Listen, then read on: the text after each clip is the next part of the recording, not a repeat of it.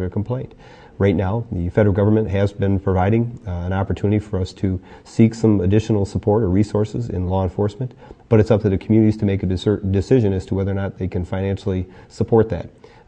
Basically, the funding source that we understand that is available at this point in time is that they will pay for the wages and the benefits of an officer if a community decides to pick up additional police protection.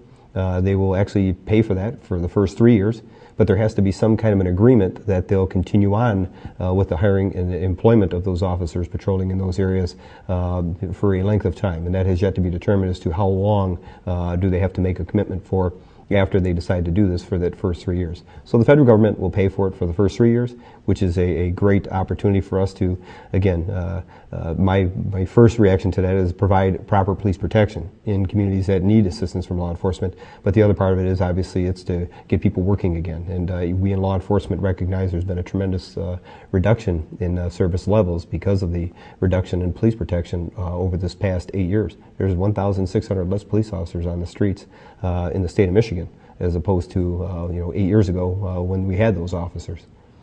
If a community took advantage of one of these COPS grants, would those officers then be under the jurisdiction of the sheriff's department, or would that be relegated to the local community?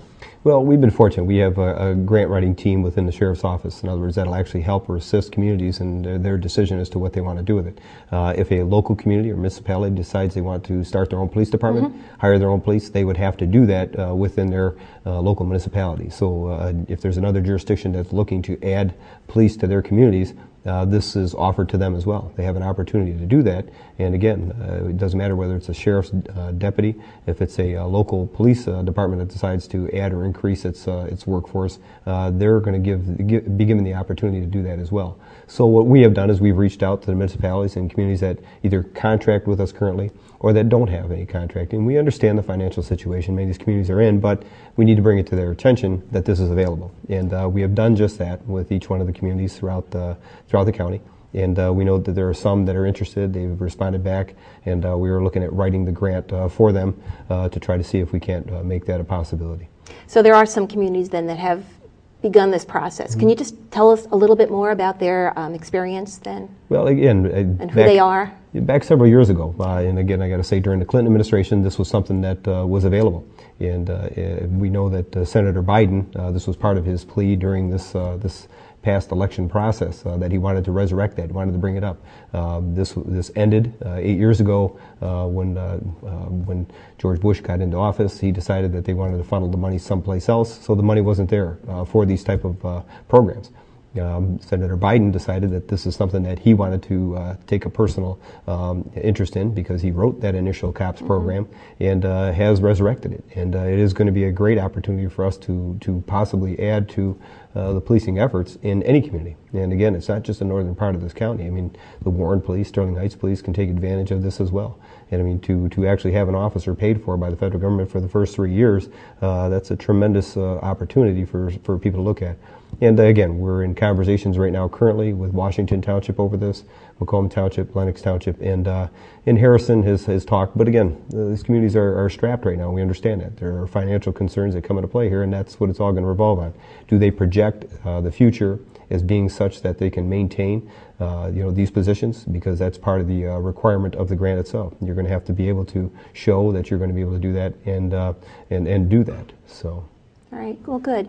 I know that for the police liaison officer, it was a similar type grant where you have the liaison officer into the local schools, and then the district would be responsible for fulfilling their salary requirements beyond a certain point in time.